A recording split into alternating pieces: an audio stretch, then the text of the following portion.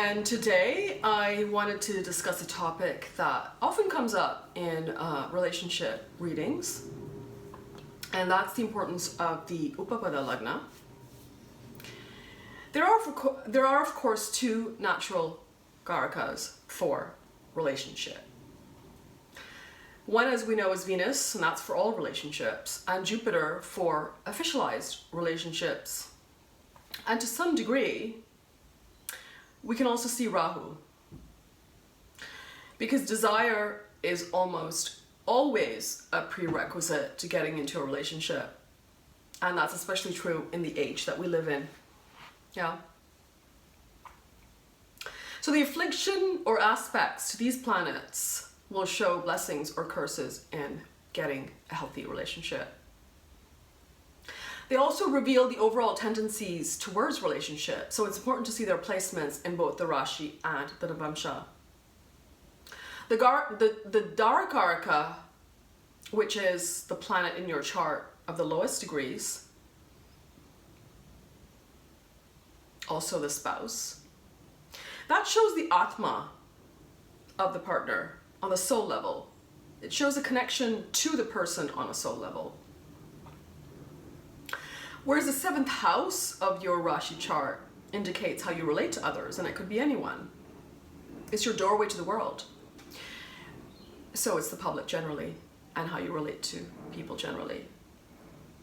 But the person, of course, you relate to the most and who reflects you the most is the committed, serious partner. So the 7th Lord will show the physical conditions of the relationship and whether they are fruitful. It's connected to business partners as well, and of course intimate partners, both. The 7th house of the Navamsha shows the skills, abilities, and general nature of the partner, which predominates over the 7th house of the Rashi. And that's, I've seen that to be quite true. If you have a very precise time of birth, you can of course see the 7th house of your D9. That does tend to overrule.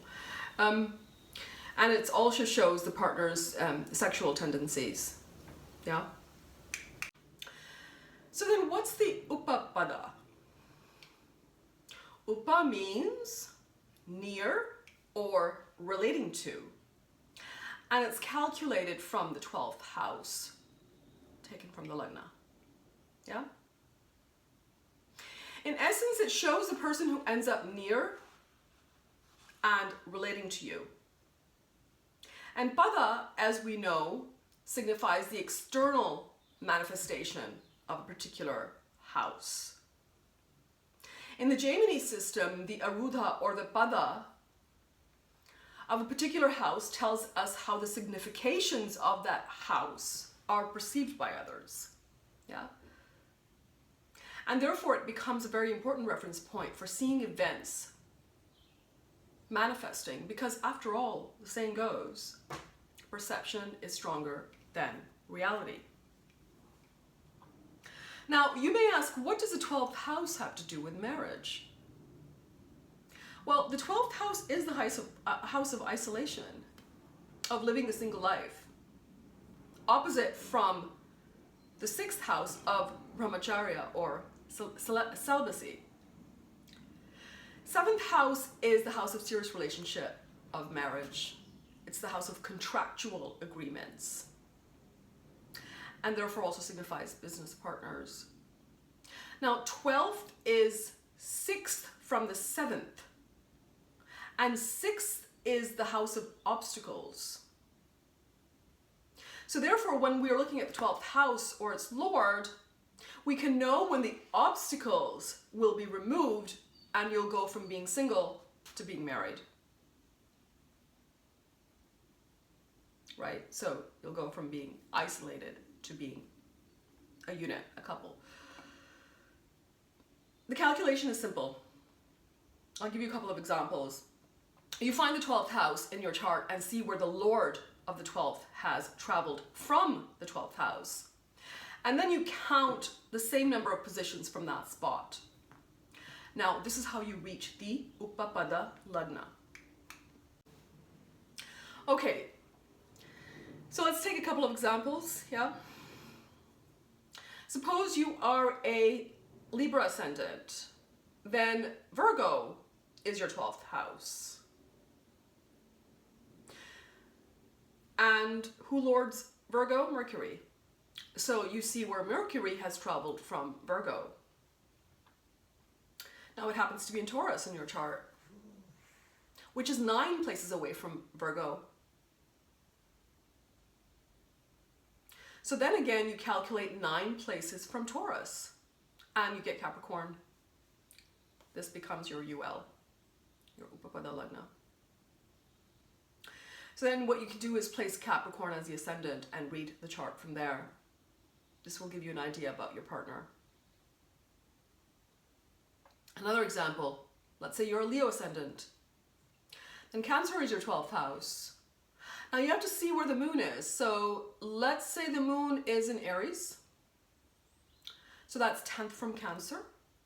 So you count 10th from Aries. Then that lands you in Capricorn again. Now here's an exception that would apply. Because in this case, the Upapada Lagna has ended up back in the 6-12 axis, where we started. So in other words, it can't end up back in the 12th house or the 6th house, which is 7th from the 12th. So what we do here is we count 10 places from there. So in the example above for Leo Lagna, 10 places from Capricorn is then Libra, and therefore Libra becomes the Upapada Lagna. Now some astrologers take the exceptions, but I feel that it works better at times without the exceptions. So I would examine both positions carefully. And what I mean by at times is that you really have to see what dasha sequence the person is going through. So in this case, when we first counted, we landed up in Capricorn. And what if the person is in Saturn Mahadasha and vis-a-vis Yogini, they're also in Saturn's Dasha. And what if in Jara, they're going through the Capricorn Dasha? Well, in this case, the energy that's concentrated in the chart, perhaps at the time that they're looking for a partner, is Capricorn. And so I think that you can safely say that the Capricorn would qualify more than the Libra.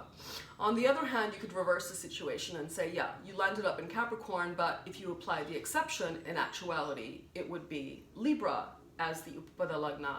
And they're going through the Venus Dasha. And in Jara Dasha, they're going through the Taurus Dasha. And they've got Venus sitting in Taurus. So, you know, in this way, you look at the whole chart to see whether the exception is valid in this particular case or not. This is how I do it, and it works quite well. Now, the other thing is, Upapada Lagna shows the marriage partner or very serious relationship. It also shows the nature of the family that your partner comes from. And it can further show how the couple will relate to each other and whether the relationship will last or not, and what will make it last. It's often used to time marriage and the potential breakdown of marriage. The Yule Lord will indicate the nature of the family of the partner, and therefore will often indicate the socio and economic status of the partner themselves. Now, what about the planets in the 12th house? Does that play a role? So what does 12th house signify in this context? Well, it signifies what you physically give. Your intelligence, your energy, right? It's that which you cannot see, but you can feel. It also signifies devotion. It is, of course, pleasures of bed. It's sleeping and the loss of consciousness. And it also signifies an unconscious bond. Benefics in the 12th house can show giving towards good things, for instance, charity and helping those under stress. Malefics in the 12th house can show putting energies into negative things at times, depending, of course, on aspects and what else is going on. For instance, the sun is in Marna Garaka Sthana in the 12th house. So not a good position for the sun. Why? Because it's the house of Saturn. Saturn is a Garaka of the 12th. And there is no life and there is no light there. When you have malefics like Mars and Ketu in your 12th, it becomes quite a challenge for getting into a relationship and keeping one if Rahu is there, or even Mars. The first partner is seen from the UL. The second partner is seen from the 8th of the UL. And the third partner is seen from the 8th to the 2nd, and so on. Now, oftentimes it takes a bit of reflection to determine the exact partner when interpreting a UL relationship. Because remember, the UL represents a natural marriage or a natural partner, not necessarily a formal one. So it could very easily be someone who you simply lived with, but not married. When these two signs are inimical, there will be a want to break the relationship. Like, for example, one sign could be, your UL could be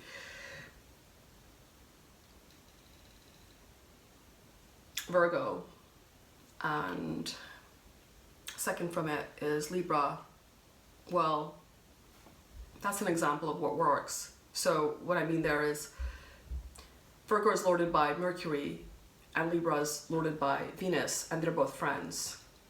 But what if it was Libra that was your UL and second from it is Scorpio? Well, in that case, we've got Venus and Mars, and they have an inimical relationship with each other. These relationships are already predetermined to be more difficult. Whether they break or not will depend on the condition of the second house, right? So that's not an automatic break. Now we can, how can we see the right fit for us based simply on the UL? Remember, this is only one facet of relationship compatibility. There are so many other factors to analyze, so this alone can't be a determining factor. The Upapada should fall into trines or the opposite sign from the Lagna of the spouse. And I would also take the moon here for good compatibility as a marriage partner. So essentially this gives you 4 options. But again, I would take the Lagna or the moon. It could be either or. So for instance, if the UL was in Cancer, then Cancer itself, the other water signs, Scorpio and Pisces, and opposite from a Capricorn would be compatible Lagnas.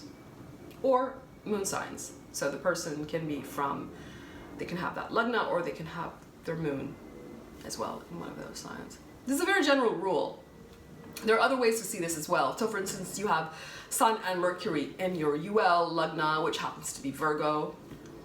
Well, you're in a happy marriage and your partner doesn't have an Earth Lagna or an Earth moon sign. And neither is their Lagna Pisces and neither is their moon sign Pisces. But they happen to have Sun in their ascendant, or they happen to be a Leo Lagna. Well, that works because you're a Virgo with Sun and Mercury. You're a Virgo UL with Sun and Mercury there. So here the planets strongly connected to the UL match the planets strongly connected to the partner's Lagna, thereby, again, showing a karmic connection in compatibility. For example, if the UL is in Capricorn with a strong Mars in there, then the partner could have a strong Mars in their Lagna. Some similarity between these points will show a karmic bond that will make the relationship compatible so that the partners perceive each other as marriage partners, right? That's what it's all about. You may be a perfect fit, but they may not, with someone, but they may not see you that way, and vice versa. Arudha Lagna represents externalities, because again, we're talking about perception. So when your Upapada is in trine with your own Arudha Lagna, It may also show the marriage is based on external factors like beauty, status, money, things like that, of the spouse. Of course, there's a lot more here, but I think I've covered some of the main points, and I hope that you found it helpful. Yeah, all the best, folks.